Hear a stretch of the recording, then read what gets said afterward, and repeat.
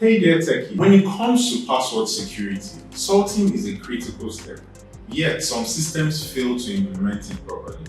Whether due to legacy designs, incorrect assumptions about built-in security, or performance trade-offs. Without salting, password hashes become predictable, making them vulnerable to attacks like rainbow tables. Although certain authentication and security frameworks like Linux system authentication and Kerberos automatically apply salting, many implementations such as web applications, APIs, and databases require it to be added manually.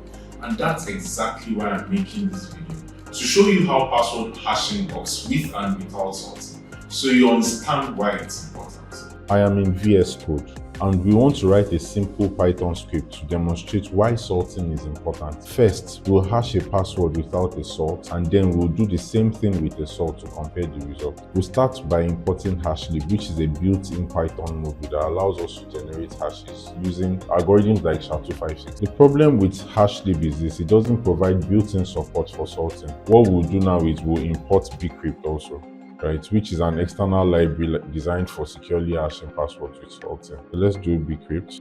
So the next thing we are going to do now is to define a variable named password, and what we'll do is we'll now assign a string to it called let's say my secure password. And what this does is that it represents the user's actual password. This is not, but this is just a representative of the user's actual password, which will be hashing in both the unsalted and in the salted form. So the next thing we need to do is we need to hash this password without using a salt, right? Which is considered weak security. So let's do this. Finally, we're going to pass the hash to print so we can see the output when we run the script. So let's do that now. We first called bcrypt to generate a unique salt. So what we are doing now that you can see is we are calling bcrypt and we're going to pass in the encoded password and the generated salt. So let's do that quickly. So this function returns a securely hashed password, which we then decode using dots. So finally, we pass the result to print, right? So what this function does is that it returns a securely hashed password, which we then decode with this method here, right? .decode, and to make it a readable string. And then we finally print. So now our script is ready, right? So we'll go to the terminal, take a look at this. Let me run the code. Can you see the unsalted hash? Can you see the salted one? Take note of both of them. Did you notice that the unsalted hash remains the same when I ran it twice, but the salted hash changes?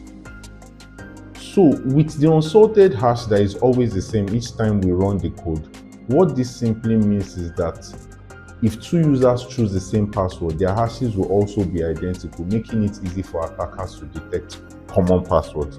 So for the salted hash, which changes each time we run it, it simply means that even though we use the same password, bcrypt generates a unique salt for each hashing operation, making it impossible to use pre-computed attacks like rainbow tables. This is why salted hashing is far more secure than unsalted hashing. Now let me do something so that you understand what I'm trying to talk about. Let me copy this unsalted hash and I'll go to a website. I think I've opened it down already. So to further prove to you why unsalted hashes are a no-no, I'm going to take this unsalted hash, right, which is a hash to the password, my secure password.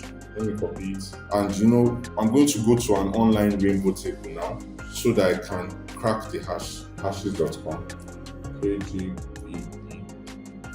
Can you see? The hash was found, my secure password. It's as simple as that. If an attacker is able to steal your hashes and run it through a rainbow table attack, the passwords are revealed if they are not salted. Okay, so guys, let's do something. Let's take the salted hash and run it through the same table again. So I've copied it. Let's go here. Okay, let's try and run it.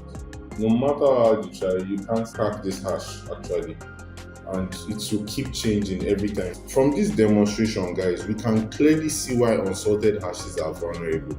When hashing passwords, always make sure to use a strong hashing function like bcrypt, which automatically adds a salt and is specifically designed for secure password storage. And if you work in web application security, database management, or any system where passwords are stored, always ensure that salting is applied. And if you are not sure whether your system does this automatically, check and implement it manually if needed. If you found this video helpful, make sure to hit the like button. It really helps the channel.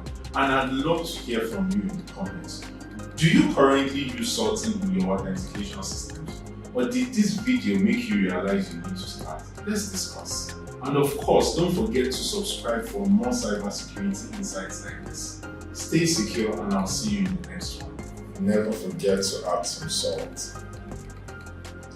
This is Cyber. Until next time, stay woke and stay